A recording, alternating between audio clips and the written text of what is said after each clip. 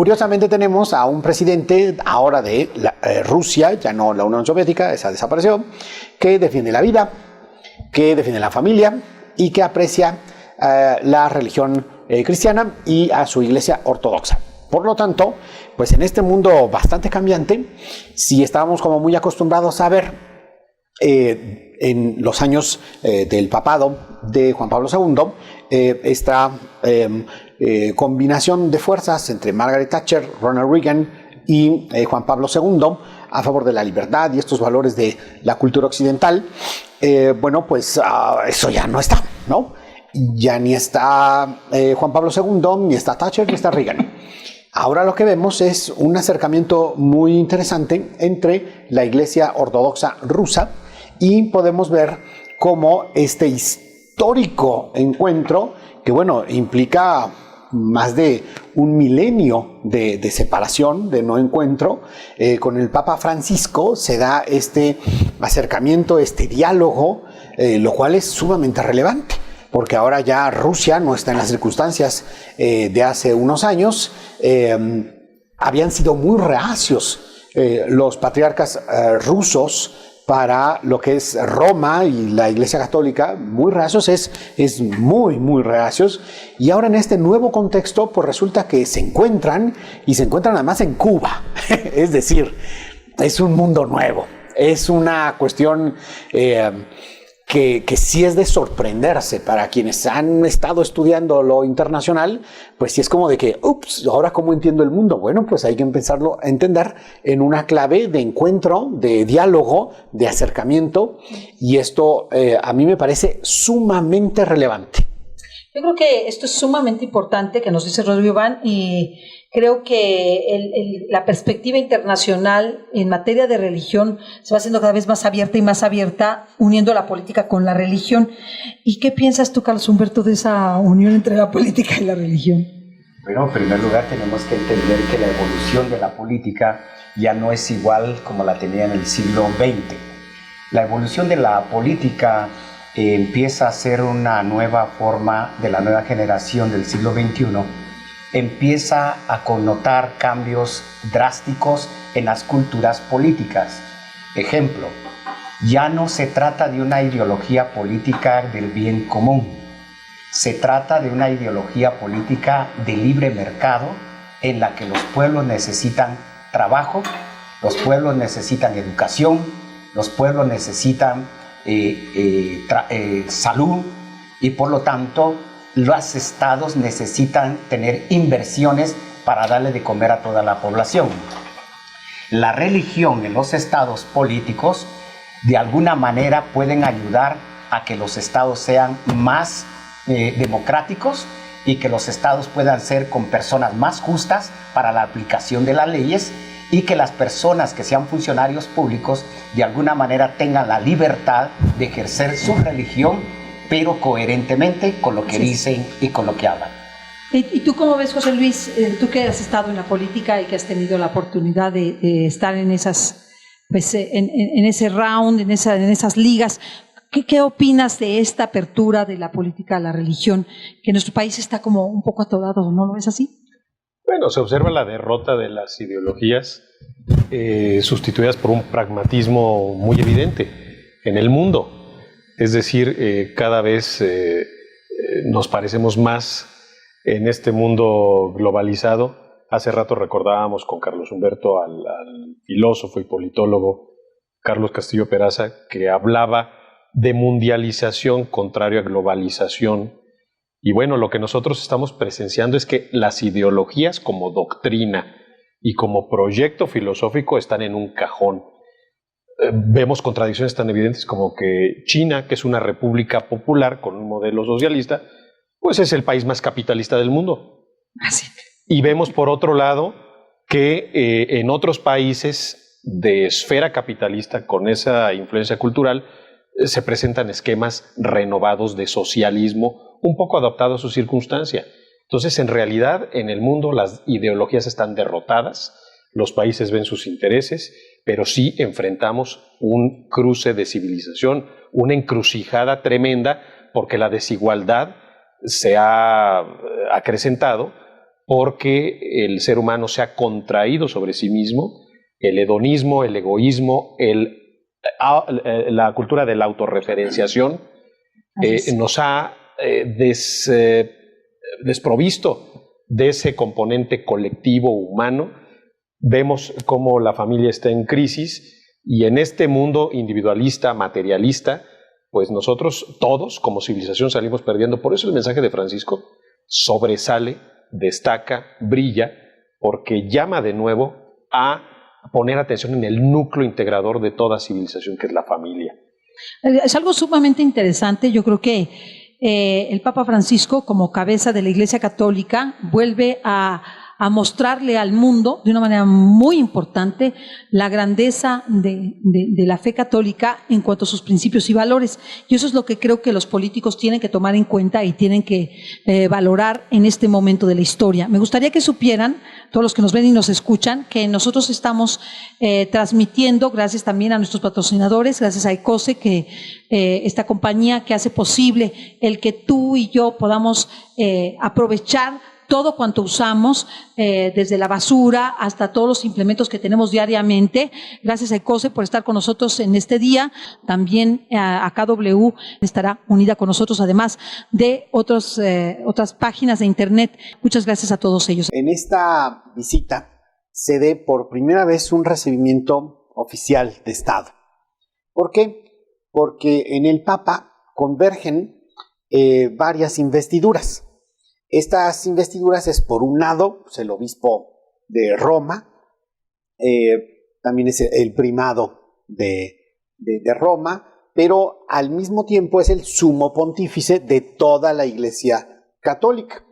Y también es el jefe de Estado del Estado Vaticano. Por lo tanto, en esa convergencia hace lo correcto el gobierno mexicano al recibirlo en esa investidura como jefe de Estado. Y al mismo tiempo, pues, ni más ni menos que la mayoría de la población de este país es católica y por lo tanto no se le puede tratar solo como un jefe de Estado. Claro. Es también el líder espiritual, es un pastor de una grey bastante amplia en este país. Entonces, yo creo que es algo muy positivo. A mí me encanta, José Luis, cómo creo que el Estado mexicano ha ido caminando hacia esta apertura, y creo que la apertura correcta es la apertura hacia los valores. ¿Cómo tú ves este impacto del Papa Francisco, que lo hizo en Estados Unidos, lo hizo en Cuba, y ahora, ¿cuál es la expectativa para ti? Bueno, yo creo que los estados nacionales experimentan un deterioro y precisamente por eso el Papa ha surgido como un liderazgo mundial con alta autoridad moral. ¿Por qué? Porque no evade los temas que son importantes, pero no confronta. Es decir, es muy preciso al hablar. No se trata de descalificar, sino se trata de aportar, pero tampoco se trata de esconder ni escatimar. El Papa habló con toda claridad y precisión en Cuba sobre el respeto a los derechos humanos. Habló en los Estados Unidos sobre el respeto a la vida y sobre la desproporcionante desigualdad que en el mundo empieza a expandirse. Y aquí en México esperamos, creemos, y los analistas coinciden, en que también hará precisiones y puntualizará muchas cosas que ocurren en este país. Pero no se trata de desafío y de confrontación a un sistema o a un gobierno. Se trata de exponer aquellos problemas que son sustantivos y medulares, aquellos que pesan sobre la sociedad para encontrar alternativas de solución. Y una de las alternativas que propone el Papa Francisco es la misericordia, la opción por el pobre, la compasión con el prójimo, la honradez y la honestidad en los actos y el combate a la corrupción en los funcionarios y en las diferentes estructuras del Estado como una medida para poder ir construyendo civilización de paz, así como el lema de este canal, que es construyendo la civilización del amor, pues perfectamente la misión pastoral del Papa Francisco es construir, tender puentes para la edificación de una civilización de paz. Oye, fíjate que esto que ha ocurrido en el penal de Topo Chico, cuéntanos un poquito cuál ha sido la reacción internacional. Tú has estado un poquito pegado a esta noticia. ¿Qué pasó? ¿Qué fue lo que ocurrió? Bueno, ocurre que hay un motín, hay una disputa entre dos bandas internas y, bueno, pues los problemas que tenemos en los penales en México de hacinamiento, de sobrepoblación, de privilegios para algunos, de introducción de armas y de sustancias, pues hicieron que detonara el polvorín en donde ya había serios problemas. No ha pasado nada más en México. En Brasil, recordemos que hubo un sangriento levantamiento con muertos y demás, pero ahora el de Topo Chico se convierte en el más terrible de los últimos años. Creo que ahí lo que ocurre es pues una llamada de atención para poner nuestra mira y que el gobierno ponga atención y la sociedad en su conjunto sobre las condiciones que prevalecen en las cárceles. Por eso es importante y trascendente la visita que hará el Papa a un reclusorio. Tenemos que depurar nuestro sistema de justicia para ver cuántos justos están en las cárceles. Que ese es el problema, ¿verdad? Falla de nuestro sistema, falla generalizada del sistema de impartición de justicia en América Latina, pero también los problemas de derechos humanos y de consideración solidaria respecto a los que compurgan una pena. Yo creo que has dicho algo muy importante. Creo que esto está sucediendo justo en la visita del Papa Francisco. A mí se me hace que es algo donde nosotros tenemos que voltear nuestra mirada, porque la solución no está en hacer mejores cárceles y cárceles más seguras, sino en que no haya delincuentes. No, porque para hacer cárceles, pues a lo mejor no está tan difícil. Lo más difícil es ser buenas personas, personas íntegras, honestas. ¿Qué piensas al respecto, Carlos Humberto? Bueno, en la profundidad teológica, yo vuelvo a repetir, está devaluado Dios, está devaluada la religión, está devaluada la iglesia, pero no por ellos mismos, está devaluado por nuestros mismos actos. Yo soy el que devalúa a Dios, yo soy el que devalúo mi religión, yo soy el que devalúo mi fe. Mis acciones en el mundo ya no son acciones de un creyente que tiene fe, son acciones humanas que nos está trayendo a un retroceso a unas conductas animales. Por ejemplo, con la fe se habla del amor al prójimo, del amor en pareja, del amor a la caridad que tiene Dios con nosotros. El retroceso de acciones animales, el amor de pareja es apareamiento. El amor hacia el prójimo es de tratar de hacer esclavos a los demás. El sentido que tenemos de solidaridad con el otro es de explotación. Nos estamos convirtiendo en hombres que atacamos a nosotros mismos los hombres. La fe ya no es sostenible en una persona que se dice que es cristiana o que su fe nada más la tiene por los días domingos o por fiestas sociales que se dan, 15 años, matrimonios, primeras comuniones. Esa fe ya no sostiene a la creencia de un Dios vivo, a la creencia de una religión, en cuanto a los testimonios de los que llevan la religión para el resto de que han sufrido las consecuencias, pues ya no quieren saber nada de religión. Entonces, por lo tanto, yo creo que la urgencia no es que venga un papa. La urgencia no es que aparezcan los santos en la calle. La urgencia que tenemos nosotros los seres humanos es que necesitamos que Dios mismo se haga cargo de nosotros. Si Dios mismo no se hace cargo de nosotros, tenemos la problemática que nosotros inventamos un Dios a nuestra manera. Así es. Porque has mencionado un punto muy importante. Dios no debe ser tomado como a nuestra forma, a nuestra manera. Y creo que en ese sentido nos hemos alejado de Dios, lo hemos hecho a nuestra medida, a nuestra semejanza. Que desde luego somos imagen y semejanza de Dios, pero para lo que nos ha convenido lo hemos acomodado.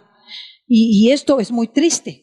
Un proceso del siglo XX y que viene arrastrándose de los primeros siglos, que hicimos un Dios proveedor. Dios me tiene que dar la mujer, Dios me tiene que dar el trabajo, Dios me tiene que dar la casa, Dios me tiene que dar cuenta bancaria, Dios me tiene que dar carro. Y hemos visto que hemos tenido un Dios que da cosas. Ese Dios, cuando ya no da cosas, ya no sirve. Entonces hay que buscar otra alternativa, y las alternativas que presenta la nueva era son alternativas que no son de Dios. Son alternativas paganas, que yo doy casi mi alma para tener un trabajo, ofrezco el alma de mis hijos para que yo pueda tener algún beneficio económico. Por lo tanto, están buscando divinidades que sean proveedores de cosas materiales. Y es muy triste que tenga que venir el Papa para que pavimenten la calle. Y tenga que venir el Papa para que pinten las casas y para que pinten pues, los servicios comunes. Tendría que esto ser siempre, no porque viene el Santo Padre, no porque viene un personaje político, o en el caso del Papa, porque pues que no vea todo el dolor y la pobreza que tenemos, que el Papa lo conoce, el Papa lo sabe, y esto es lo más importante. Quiero hacer notar de que hay una parte del pueblo mexicano que no lo queremos mencionar, yo no sé por qué no lo hemos mencionado, que no quieren al Papa.